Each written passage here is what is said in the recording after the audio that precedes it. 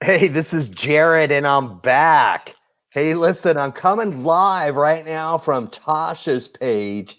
And man, I'm excited to come live now and really talk about South Carolina. South Carolina to me is very unique in many ways. And so that's the main thing that I want to talk about today is South Carolina. And so I've brought in a guest who is from South Carolina, and I'm glad and I'm very happy to bring on board somebody that I've rubbed shoulders with, Kenneth Sorensen. Welcome to Kidney for Tasha's page, Kenneth Sorensen. Hey, awesome. Thank you very much, Jared, for having me. I'm excited to talk a little bit about South Carolina. I don't know much, but South Carolina I know well. I love it here, and can't imagine living anywhere else. Oh, very nice, very nice. So, as many people already know, Tasha King, this lovely woman that I'm advocating for, is from South Carolina. I'm pretty sure it's Saint Stephen. Is that how it's pronounced? Saint Stephen? Saint Stephen's. There's an S on the end, but yeah, you're Okay, correct. Saint Stephen's. Okay, and roughly that's about 30 miles away from where you are.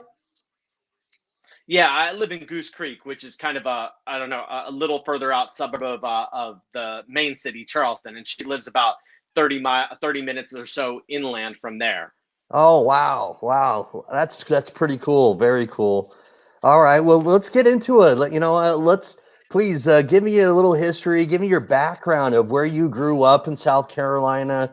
Let's talk about South Carolina and get into what makes South Carolina very interesting. Yeah, I'll start out about a little about me. I grew up in Goose Creek. We moved here when the age of 5. My father was in the Navy. At one time the Charleston area was a very big Navy town. That's how kind of we moved here, and then we just stayed here. And I went to Stratford High School in Goose Creek. Went to Charleston Southern University, and I guess still technically Charleston, but it's actually North Charleston.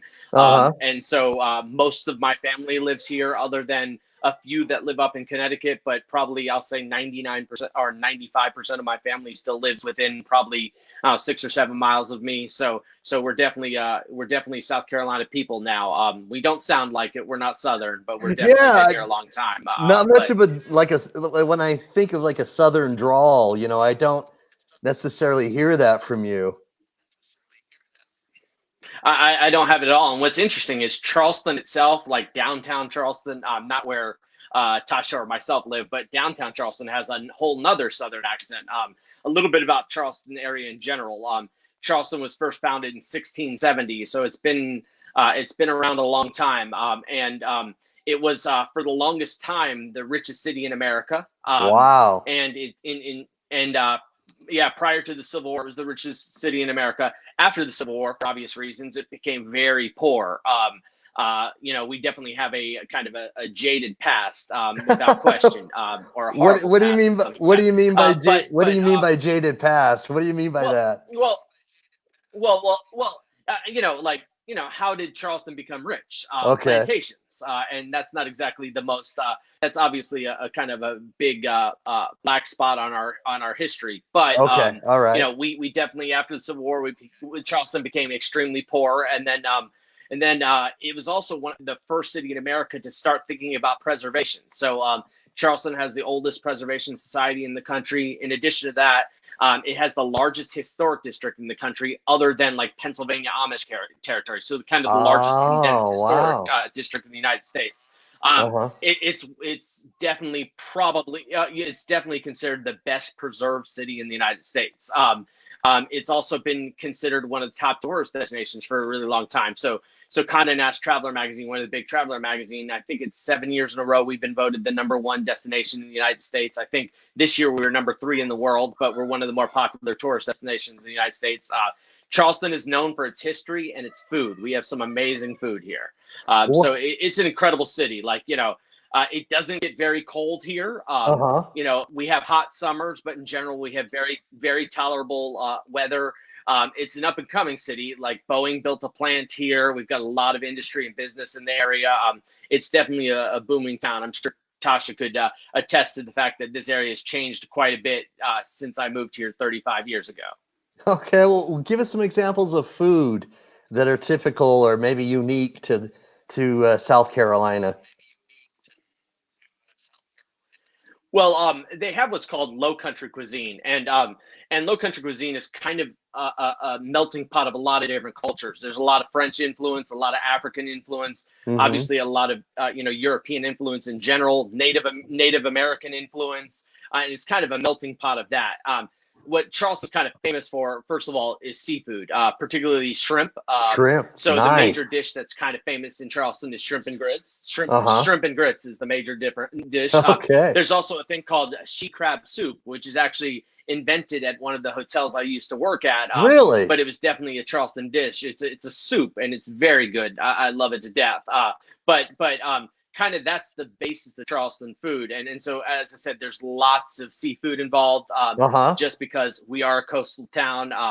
Almost I work as a concierge at a hotel downtown, and people ask me about seafood restaurants, and I'm like, yeah, there's a few good seafood restaurants, but every restaurant has seafood here. Yeah. And it's fresh seafood because it's usually coming in right off the boats, from the harbor, that kind of thing. So Okay. so that's really big. There's actually a restaurant in town now, a really nice restaurant called Circa 1886 that actually has a menu designed to reflect low country cuisine. So like there's one section that is African elements, there's one section that's Native American elements, there's one section that's European element, and the final section has actually has a combination. So the low country side. So it's a pretty incredible thing to kind of see how the cuisine kind of transpired here. Okay. So it kind of evolved and, it variations of certain things, but you can see certain patterns that have kind of developed, is what you're saying. Hey, so Jared, this is going to be kind of annoying, but I actually couldn't hear what you just said. I see your mouth moving and I saw your hands moving, but for some reason I couldn't hear you. Okay. Can you hear me okay now? I still can't. Okay. All right. Bear I'm with. sorry. Well, how about this? Since I can't hear you, I'll just go on a little bit more about the Yeah. area or whatever, and talk about things a little bit, and then hopefully I'll cover what you want me to. So Charleston is definitely a kind of it's growing in diversity. Charleston has been kind of known to be very, either African American or white. We're definitely becoming a more cosmopolitan town, which is awesome. We are also lucky here, and Tasha and I are lucky to be close to this, that we have a great hospital here in town, and I'm sure it's the one she's registered at for a kidney donor or on the transplant list. It's called the Medical University of South Carolina. It's in downtown Charleston, so it's an incredibly kind of close location to Tasha and I. She's about a half hour away. I'm about a half hour away, and they do great things. They're incredible. So anyone looking to donate, like, that's a great hospital to be at. They take care of their donors as well as their recipients very well. I can speak to that. In addition to that, it's the only transplant hospital in South Carolina, so it's a pretty important place. But a little bit more kind of information about South Carolina in general. So South Carolina, the capital is in Columbia, so that's about an hour and a half away from Charleston. And at one time, Charleston was the capital, but when Sherman was marching to the sea, they sent all the important stuff up to Columbia. And then when it was over,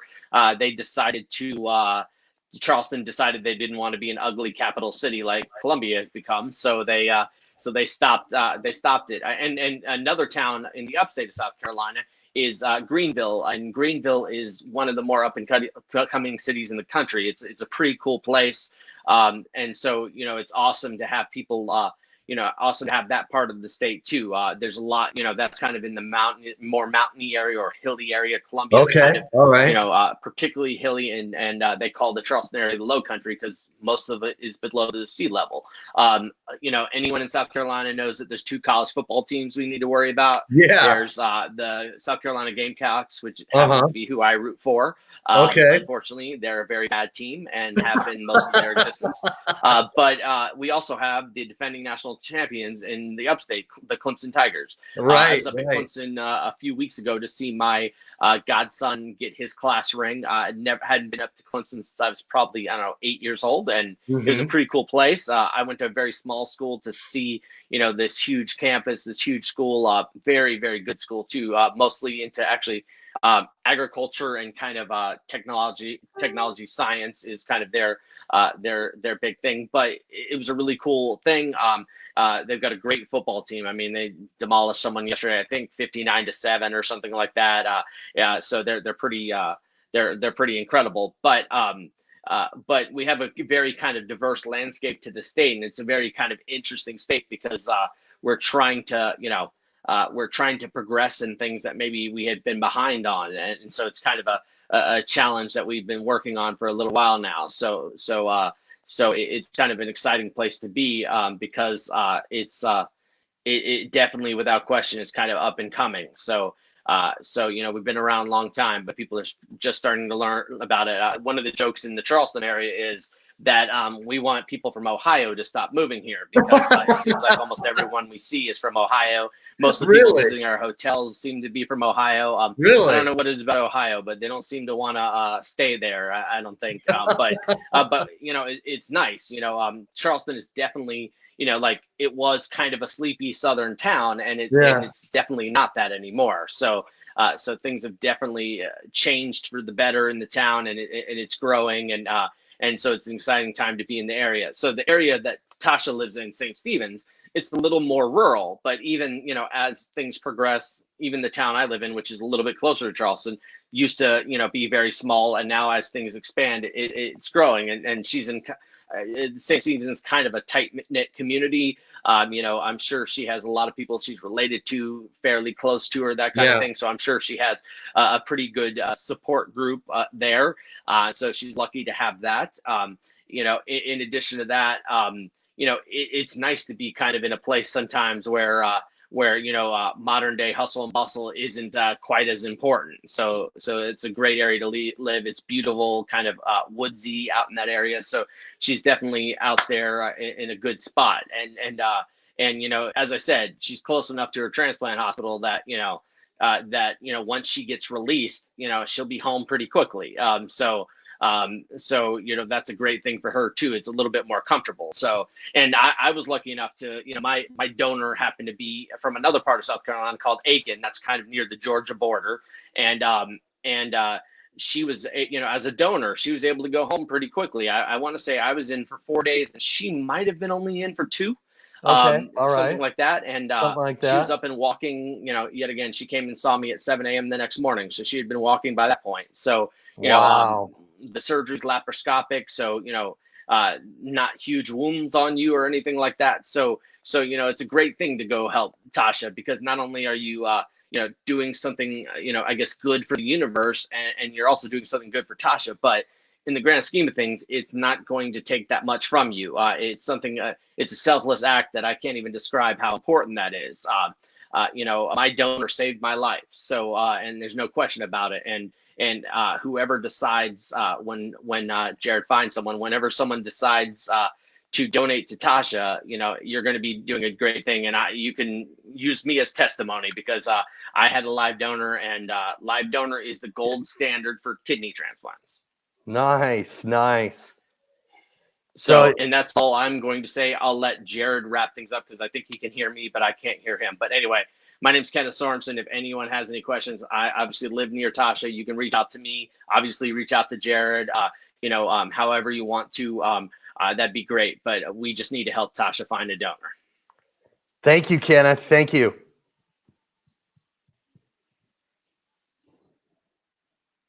All right. So basically, we've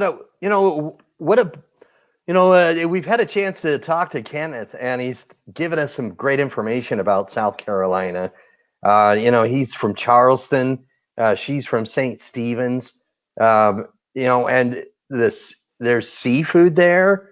I love seafood. I gotta tell you, just hearing him talk about the food alone is making me hungry. I love seafood. And, one of the things that he talked about as well is sports. I'm a big sports fan.